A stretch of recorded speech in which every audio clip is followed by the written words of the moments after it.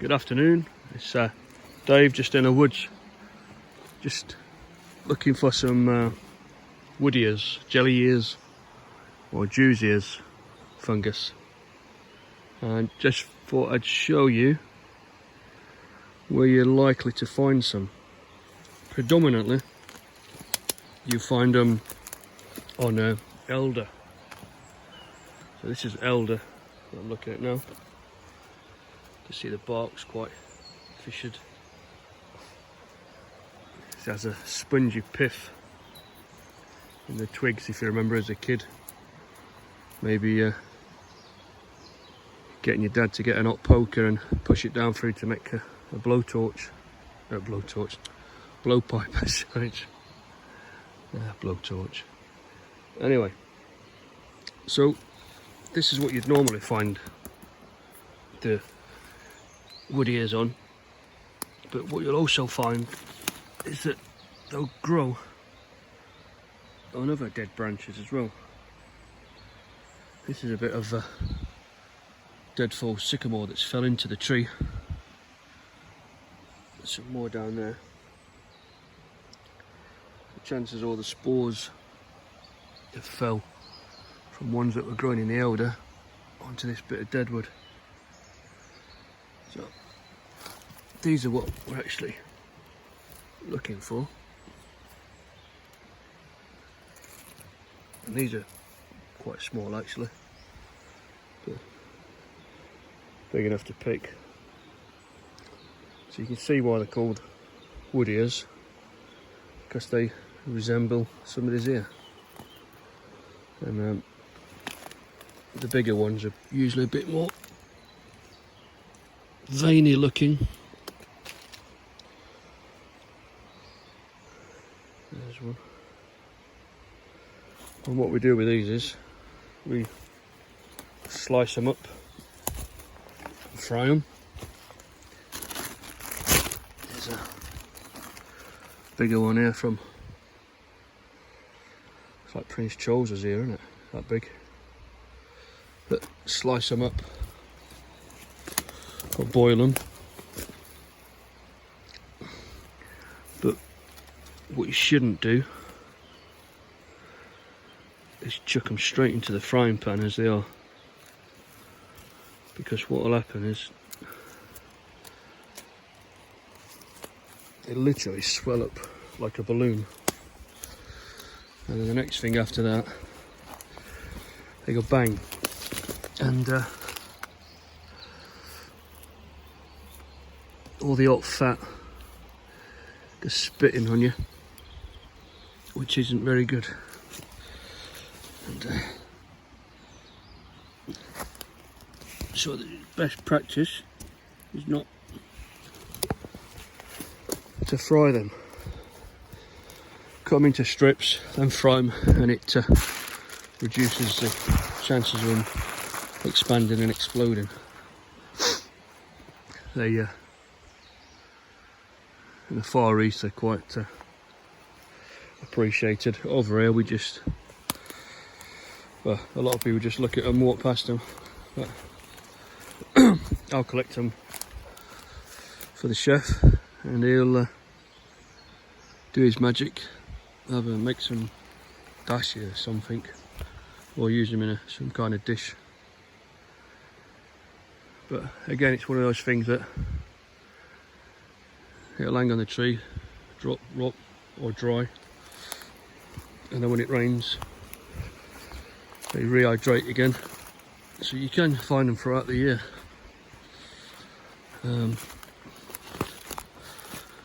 Normally start grabbing them now.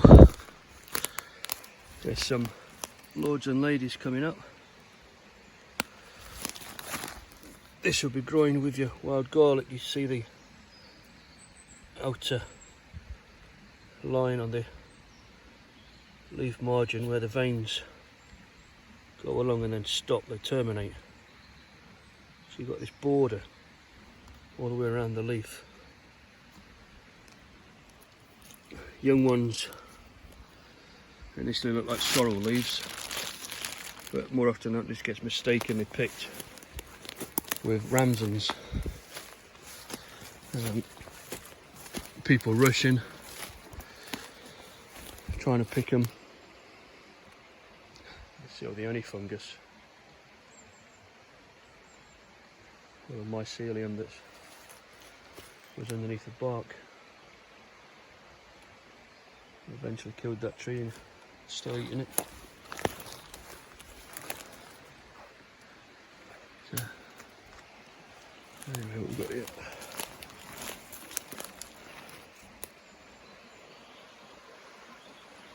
The older tree's pretty good really for wild food. Is easy tree to identify. Throughout the season, you can pick the fungi that grows on it. You can pick the flowers. You can pick the berries. And yeah, it's not a bad little shrub, tree, stroke, whatever you want to call it. You usually find them. But I'm going to carry on walking up through local woods here. You see we've got them either side of the track. It's elder again. Some of them are just starting to get leaf buds on them. And it all depends on elevation and sunlight.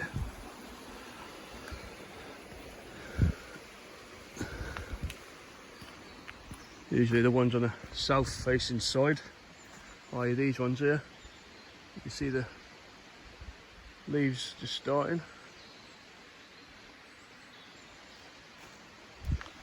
That's north facing, so these trees here kind of shadow it out a bit, even though they've got no leaves on as such at the moment. It's the direct sunlight on that and the slight slope that it's on increases the growing. Let's have a look, see if we've got any at the back here.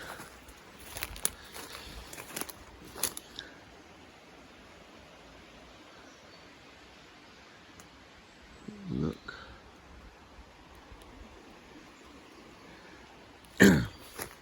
I've met quite a few people in here throughout the years now, and they ask you what you're picking. You tell them, and then you find out that they've been in here as well. There's one there. We'll have bottom one.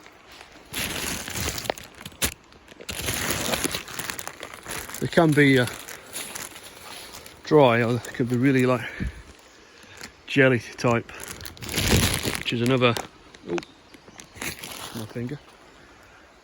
Another one of the things you can do with them is dry them out and then soak them in a liqueur of your liking, and then once they've done that, they've rehydrated, dip them in some chocolate. I quite like them. The kids didn't mind the chocolate, they just didn't like the Jack Daniels. But hey ho. Anyway, what time is it now? 8 minutes in. Nice little stream. Let's see if we've got any garlic coming up. More elder.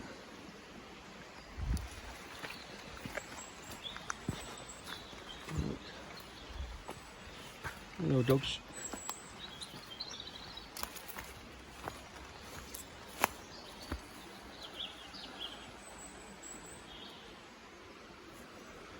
And that one. Hello. Oh yeah. Just seen a buzzard sitting up on the branches. Yeah, I seen him a bit further down. Yeah, there's often a couple up here. Yeah. Swooping in. Yeah, there's a lot of mice and whatnot down here, aren't there? Yeah, it's nice to see them. Just don't see so much owls in here. Owls, no. Well, I think if you come here at dusk, you can hear them a lot. Yeah. Yeah. Yeah, sometimes when I was working nights, I'd go to Torquay Grammar School. to lock yeah, up. over there, yeah. And there's loads of them in the fields there. Oh, really? Yeah. How lovely. How lovely. Yeah. Play the call on the YouTube or something, and they'll come flying in. Will they? Yeah. And then obviously they get a bit confused because They want to... where's the owl? Cruel. Oh, see you, bye.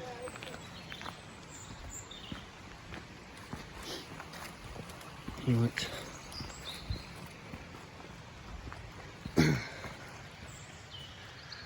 These woods years ago were all fields.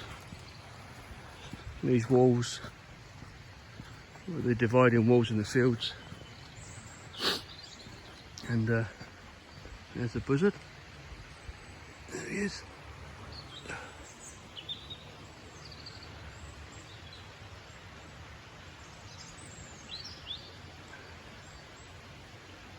And there's a pigeon.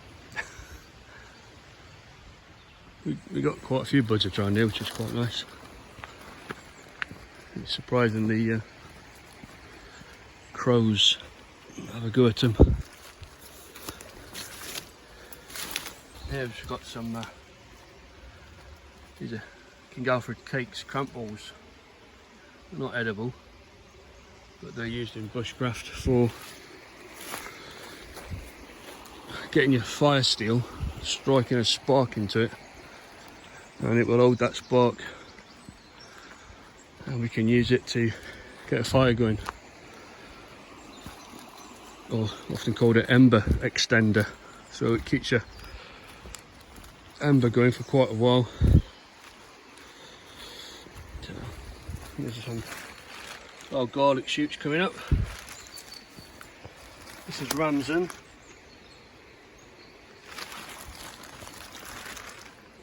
You can see on the leaves on these the lines as such. Just go straight from the bottom straight to the top. There's none of that leaf margin like on the lords and ladies. So it's a clear way to identify the two. Plus the ramson leaves are more like a spearhead rather than the little what we call rabbit's ears sticking out the back of them. But give it another month or so and all this will be full. Picking the flowers.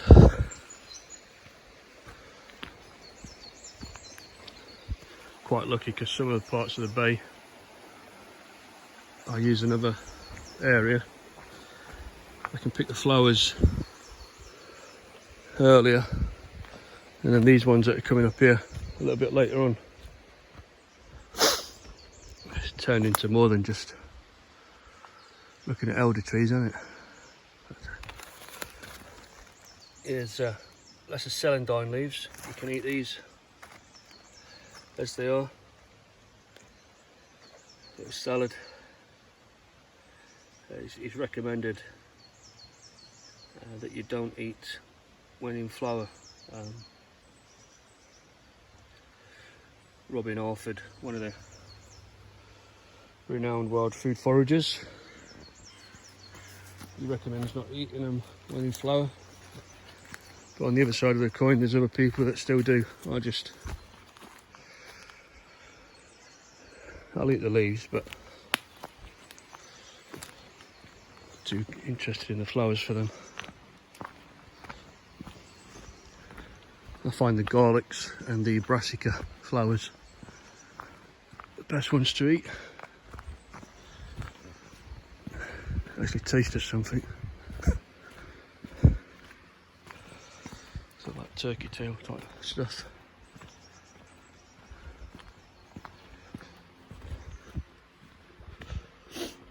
Yeah, we've got lots of elder. I'm going to have a look up this end of the woods for scarlet elf cups. We don't get a lot, which is a shame. You see some people, they've got baskets and baskets full of the stuff.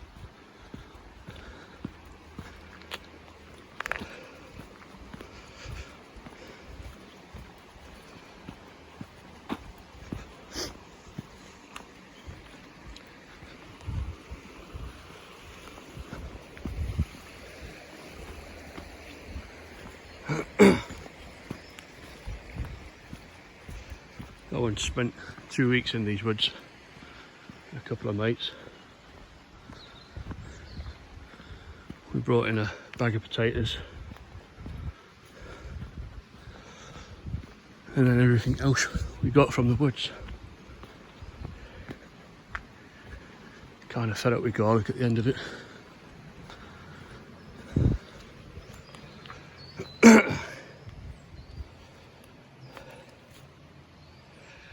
Here you got some more pennywort.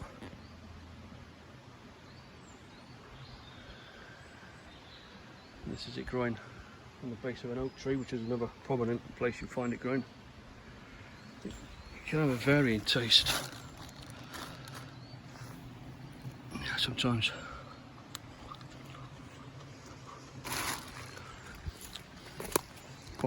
quite bitter, and then other times quite pleasant. But that's where the chefs come into their own. They're so good at balancing flavours that they can chuck something on a plate that you think tastes horrible, and when it's mixed with something else, it's amazing. Yeah.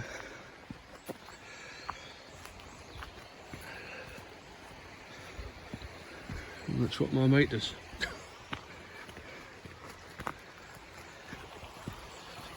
Right.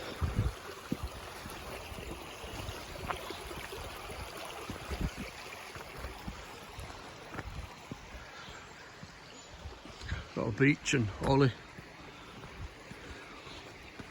sycamore. There we go. There's tons of it now. Look, more pennywort.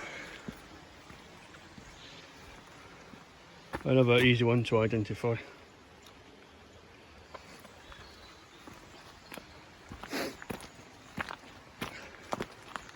Old oak tree.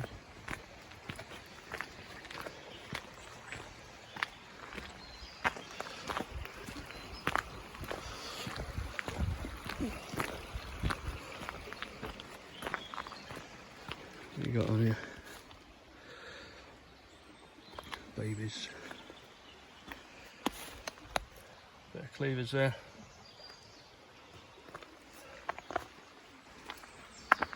Right.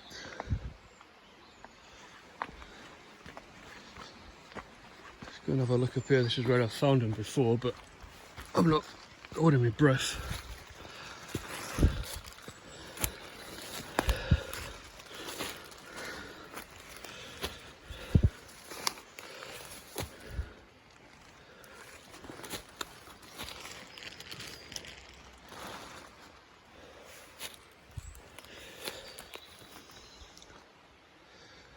Apparently they like growing in the deadfall debris.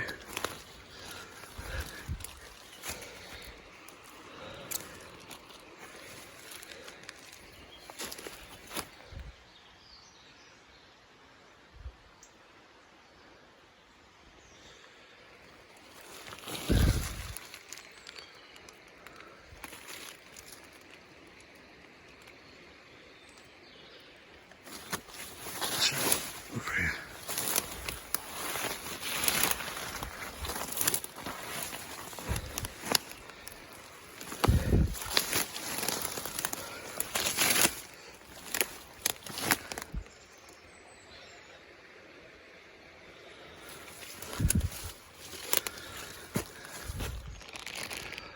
Plants is more my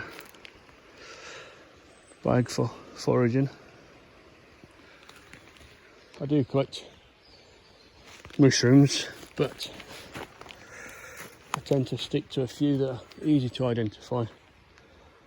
Can't cock them up with anything else. And relatively easy to find once you've got the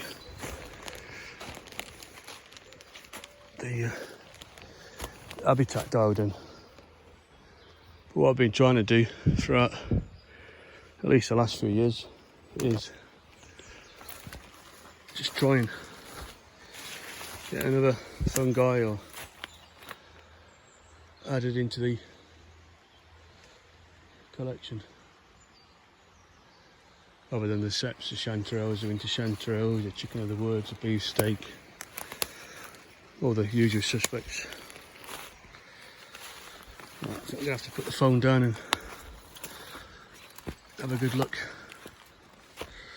But anyway, there's 20 minutes of me rambling on. In the woods, getting out.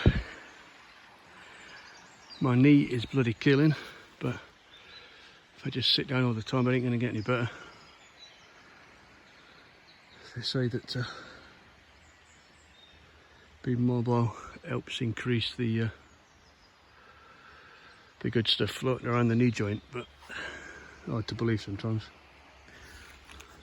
But anyway, if you're walking through the woods, you come across some elder trees, have a look. You might find some wood ears. Pick a few, take them home, experiment. Like I say, either cook them in a soup or stew, slice them up, give them a quick fry. They're not really taste of anything, to be honest with you. More of a texture thing. Or dry them out, dip them in some liqueur, whiskey, whatever you want, and then dip them in chocolate. But go and have a play and enjoy a little bit of the outdoors. Right, catch you on the next one, people. Bye.